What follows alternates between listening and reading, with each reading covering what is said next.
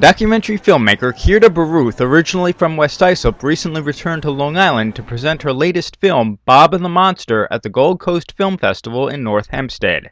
I was really excited being from West Islip. I thought it would be really fabulous to be able to come here, and really the best place for me to debut the film because I have a lot of family here and I love Long Island. The film explores the real-life story of Bob Forrest of the band Thelonious Monster. It's about punk rock and addiction and Bob Forrest and the recovery industry. So the story spans Bob's life. Bob Forrest, who was a big punk rock singer-songwriter in the 80s in Los Angeles, and the arc is his story. He became a very destitute drug addict and turned his life around and is now helping people recover from drugs and alcohol. He's also railing against a lot of the current standards in the recovery industry, mainly things like Suboxone and buprenorphine and prescribing drugs to drug addicts. So Bob is a big advocate of abstinence, and so he's trying to bring the recovery industry back to where it needs to be. And Bob Forrest himself was also at the showing. He talked about his time with Thelonious Monster. So I was a musician in the 80s in Los Angeles when the kind of, underground American music movement started. Before it was called indie rock, it was just a bunch of kids in vans going all across the country, talking to college radio stations and trying to form a movement, and it became a movement. Then it kind of crystallized with Nirvana. So Meat Puppets, Butthole Surfers, those are all our contemporaries, and then after that whole thing ended, I just went into a spiral of drugs and alcohol that not many people get out of.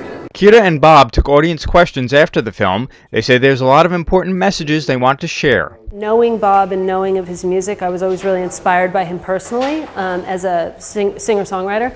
And so when I approached him and I heard what he was currently doing, it just, it was one of those moments where I thought that was really going to work out, and so we started working together. You see most documentaries, usually the people are dead, right? And this is, I'm alive, very much alive, and I've watched it 2 other times, and it's very strange because it's your life unfolding in an hour and 20 minutes.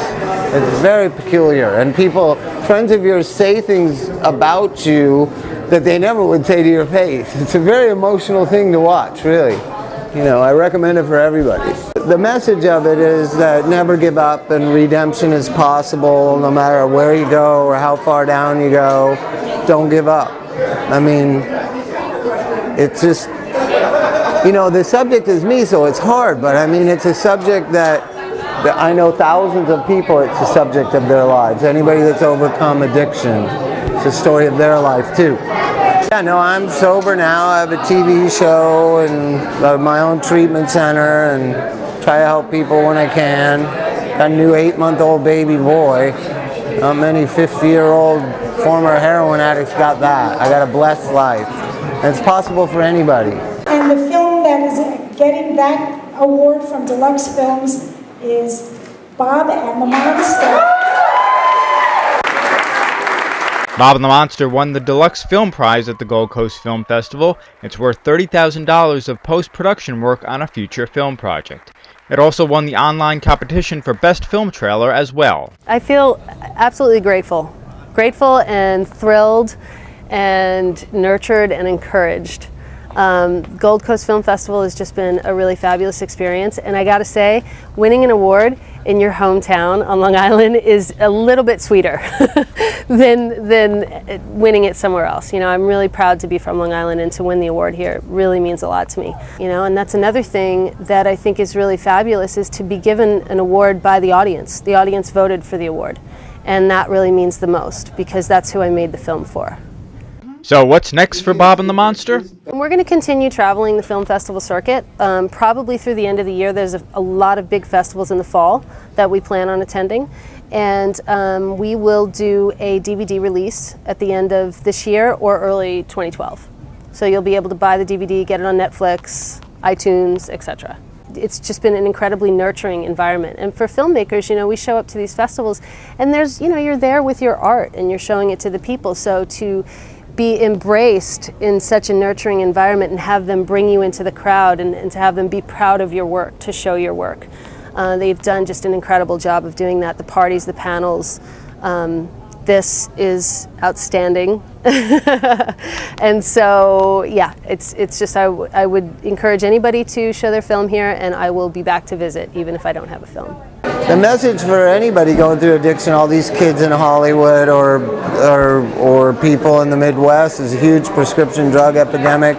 It's possible, and I hope that by being so public with my recovery, it'll make it inspire other people to realize like it can happen to them. Sobriety and a new life can happen to them. Because I think the whole anonymity of when you get better is outdated and old-fashioned and stupid. And that's why I was willing to go along with the movie. Basically, it's the story of very simply, what my life was like, what happened in my life, and what my life is like now. And if anybody's a part of any 12-step group, they know that's the basis of sharing the message of hope. When somebody had asked me early on in the process, she's a filmmaker, like mentor, she said, "How do you want your audience to feel when they walk out?" And I said, encouraged to get over hurdles in their own life, encouraged to push themselves further, inspired to be mad for living, to find a passion and to keep that thing that keeps you burning for life. To walk away with even a little bit of that from Bob is what I hope for. And so when I hear that coming back in the audience, as you heard last night, that's happening. And so there could be nothing better than that for me. That's exactly why I made the film, and to see it come full circle and to see those faces and to see people inspired by Bob and inspired by the film, job well done. For more information on the film, you can check out bobandthemonster.com. Chris Collora reporting.